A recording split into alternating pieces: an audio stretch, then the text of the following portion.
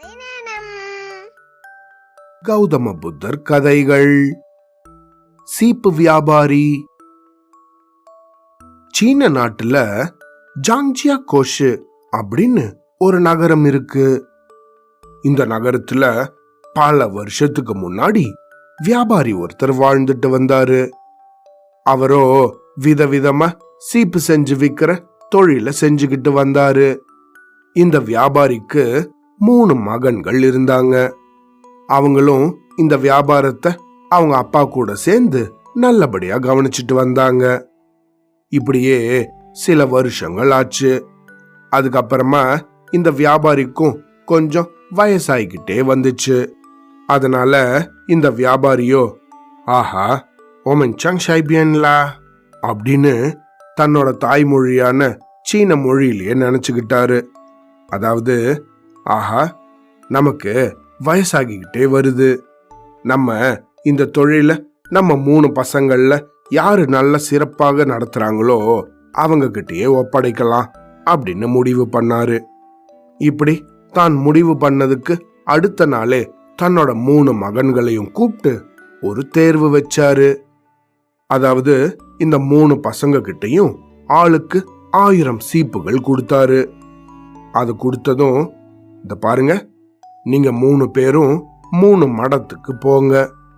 அங்க இருக்க புத்த பிட்சுகள் கிட்ட இந்த சீப்பை நீங்க வித்துட்டு வரணும்.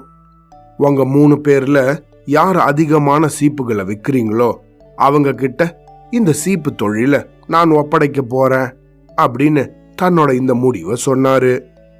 தங்களோட அப்பா எடுத்த இந்த முடிவை இந்த 3 பசங்களும் ஏத்துக்கிட்டாங்க.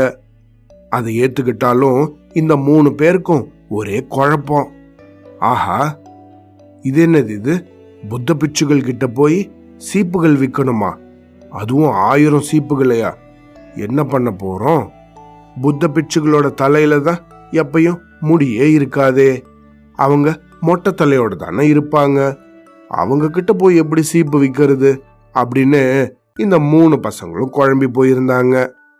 இருந்தாலும் அப்பா சொன்னது போல ஒவ்வொரு மடத்துக்கு இந்த 3 பசங்களும் போனாங்க. இப்படி 3 பேரும் போனதுக்கு அப்புறமா ஒரு 2-3 மணி நேரம் கழிச்சு பையன் திரும்பி வந்தான்.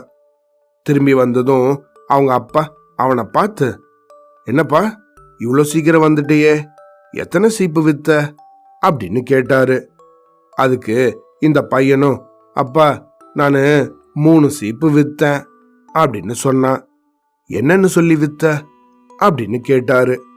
அதுக்கு அவன் சொன்னா, இந்த பாருங்க, நீங்க நாள் முழுக்க ஒரே இடத்துல உக்காந்து தியானம் பண்றீங்க.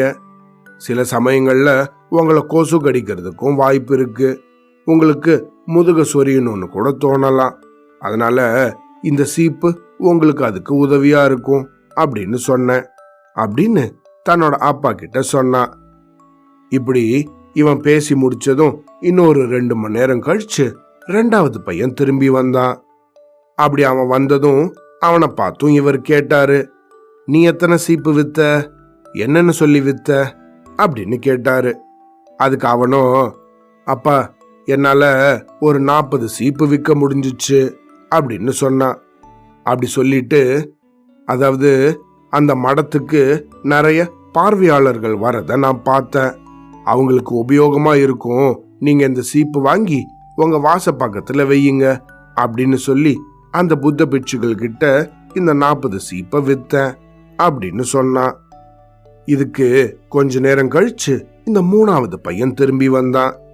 அவங்கிட்டையும் இதே கேள்வியை கேட்டாரு அவங்க அப்பா. அதுக்கு அவனோ, அப்பா நான் கொண்டு போன 1000 சீப்பையும் வித்துட்டேன் அப்படின்னு சொன்னான். அப்படி சொல்லிட்டு, ஆமாம்பா, அண்ணன் சொன்னது போலவே நான் போயிருந்த மடத்துக்கும் ஆயிரக்கணக்கான பார்வையாளர்கள் வந்துகிட்டு இருந்தாங்க. அதனால அந்த மடத்தோட தலைவர்கிட்ட நான் போனேன். அவர்கிட்ட போய், ஐயா உங்களோட மடத்துக்கு ஒரு நாளைக்கு ஆயிரக்கணக்கான பார்வையாளர்கள் வராங்க, அவங்க எல்லாருக்கும் புத்தர் சொன்ன வாசகங்கள் ஞாபகத்துல இருக்கிறது போல நீங்க ஏதாவது செய்யலாமே அப்படின்னு சொன்னேன். அதுக்கு அவரும் என்னை பார்த்து, அதுவும் நல்ல யோசனை தான், என்ன பண்ணலாம் நீயே சொல்ல அப்படின்னு கேட்டாரு. அதுக்கு நானோ, ஐயா, நானு புத்தர் சொன்ன வாசகங்களை சீப்புகள்ல பொறிச்சு வச்சிருக்கேன். இப்படி புத்தரோட பொன்மொழிகள் பொறிச்ச சீப்பை இங்க வர பார்வையாளர்களுக்கு நீங்க கொடுத்தீங்கன்னா அத ஒவ்வொரு நாள் காலையிலையும் அவங்க உபயோகப்படுத்தும் போது அந்த வாசகங்களை படிச்சு அவங்களோட அன்றைய தினத்தை தொடங்குவாங்க அப்படின்னு சொன்னேன். நான் இப்படி சொன்னதும் அதை கேட்ட அவரோ, இந்த யோசனை ரொம்ப நல்லா இருக்கே, கண்டிப்பா இந்த வாசகங்கள் பொறிச்ச சீப்பை என்கிட்ட கொண்டு வா, நான் வாங்கிக்கிறேன் அப்படின்னு சொன்னாரு. அப்படி அவர் சொன்னது போலவே நல்ல வாசகங்களை அந்த சீப்புல பொறிச்சு அவர்கிட்ட கொண்டு போய் கொடுத்து அதுக்கும் ஒரு தொகையை நான் வாங்கிக்கிட்டேன் அப்படின்னு சொன்னான். இப்படி அவன் சொல்லி முடிச்சதும் அதை கேட்ட அவனோட அப்பாவும் அவனோட 2 அண்ணன்களும் ரொம்ப மகிழ்ச்சியோட இந்த 3வது பையனையே அவங்க தொழிலை தொடர்ந்து நடத்துற நபராக தேர்ந்தெடுத்தாங்க. அவ்வளோதான்.